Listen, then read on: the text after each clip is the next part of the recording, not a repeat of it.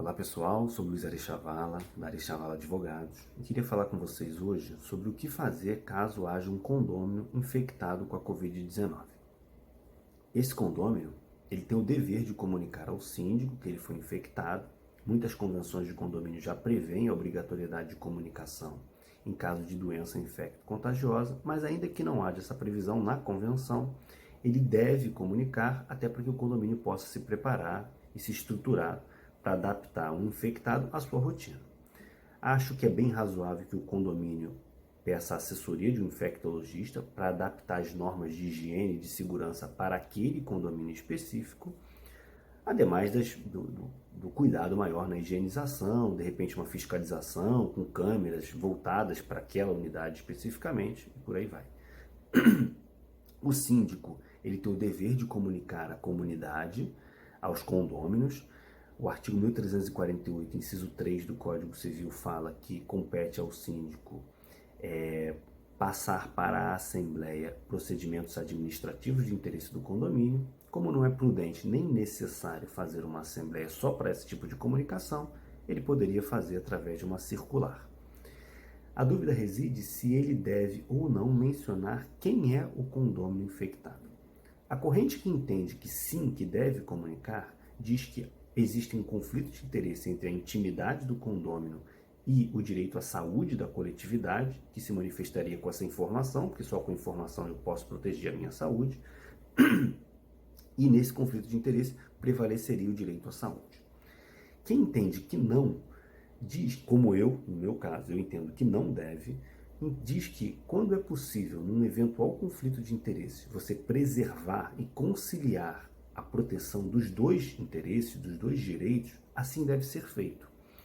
Ou seja, nesse caso, mesmo que você saiba quem é o condômino infectado, eu não vejo maiores medidas a serem tomadas pelos demais condôminos, até porque nesse momento nós temos que nos comportar como se todos estivéssemos infectados.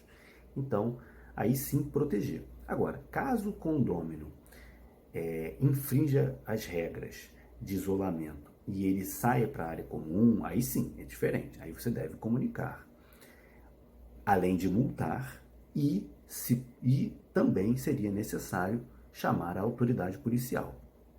Quanto à parte criminal, eu vou deixar a doutora Caroline, criminalista, dar sequência nesse vídeo. Fala aí, Carol. Olá, colega de quarentena, tudo bem? Eu sou a doutora Caroline Alves, eu sou advogada na Arechavala Advogados, pós-graduada e mestranda em Direito Penal e Segurança Pública pela Universidade do Estado do Rio de Janeiro, e eu vou complementar as informações trazidas pelo meu colega Dr. Luiz Arechavala sobre os impactos da pandemia no dia a dia do condomínio. Bom, muita gente tem que ser questionado. Aquele condômino que não está respeitando a quarentena, que está furando o isolamento social, ele comete crime? Ele vai preso? Bom, esse comportamento desrespeitoso fere várias normas presentes no nosso ordenamento jurídico. E a primeira é a Portaria 356 de 2020 do Ministério da Saúde. Essa portaria é muito importante, é de fácil acesso, fácil compreensão e traça as diretrizes de comportamento que se espera tanto da autoridade competente quanto do cidadão comum. Além disso, a gente precisa observar os decretos emitidos pelos governadores e pelos prefeitos nos diferentes níveis da nossa federação. É nesse decreto estadual e municipal que vai estar descrita o comportamento permitido e proibido nessa época de pandemia. Aquele que fura a quarentena pode ainda incorrer em 3 figuras delitivas existentes no nosso Código Penal. A primeira delas está no artigo 267 e é o crime de epidemia, que é a prática de introduzir e disseminar doença infecto-contagiosa. Esse crime é hediondo, ele tem uma pena bastante alta, bastante expressiva, de 10 a 15 anos, e pode dobrar caso a vítima infectada venha a óbito. Esse crime tem essa pena muito alta porque ele foi introduzido no nosso ordenamento jurídico lá na década de 90, quando HIV e a AIDS eram doenças que estavam se alastrando pelo mundo. Então, a inclusão do delito de epidemia no nosso Código Penal foi um aceno das nossas autoridades à população no sentido de tranquilizá-las e demonstrar que algo estava sendo feito a respeito. O crime de epidemia, ele admite a modalidade dolosa, que é a transmissão intencional com consciência e vontade da doença, ou culposa, que é a transmissão da doença com negligência, imprudência ou imperícia. Além do delito de epidemia, a gente tem infração de medida sanitária, que está previsto no artigo 268 do Código Penal.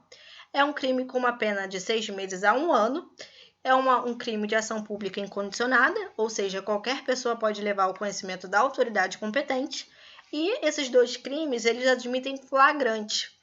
Então, se você perceber que o condômino está adotando alguma prática que não está recomendada nessa época excepcional, pode ligar para a autoridade competente ou entrar em contato com o advogado de sua confiança.